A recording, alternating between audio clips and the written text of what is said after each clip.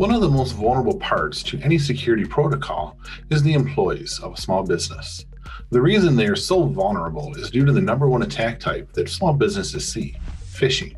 As business advisors, most of you are probably already aware of what phishing is. However, you may be shocked to find out that there is more to phishing than just a scam email. Before we detail the different types of phishing, we need to stress the importance of this education. No industry nor size of business is immune to phishing. Phishing is done most of the time by what we call a spray and pray attack.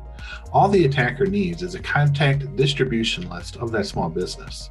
Then the attacker can send one message to everyone on that list in hopes that just one person clicks on that email. It requires very little work for the attacker and can affect thousands of people.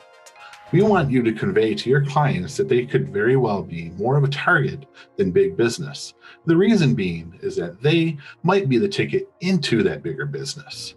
Maybe they are a restaurant using a POS system that stores information on the high-level CEO. Maybe they are the HVAC repair company that does repairs of major businesses.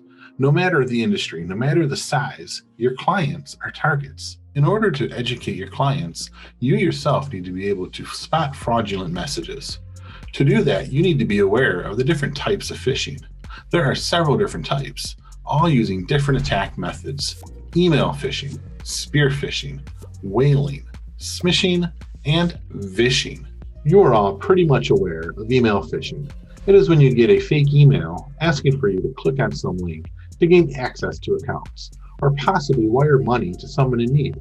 Typically, an email phish is very vague, has loads of spelling mistakes, has a weird email sender, and has a funky link or attachment in it. One of the number one phishing emails in 2020 for small businesses was related to COVID-19 relief that the Small Business Administration was granting small businesses. Attackers impersonated the SBA and tried to persuade small businesses to give up the user credentials to steal the relief money. There are tools out there that you can recommend to your clients to help them educate themselves on phishing emails and spotting a fake email, such as KnowBe4, Phishing Box, and Anchor Security. Spear phishing takes regular email phishing and customizes it slightly. Typically, it is targeted to one individual versus mass amounts of people. They have your name and some basic information about you. These attacks are harder to spot because they are customized to the individual and are designed to steal credentials. Whaling is yet another advanced layer of phishing. The attacker is more invested in a particular company and has typically already gained access to low-level employees and is now trying to target a more high-profile target.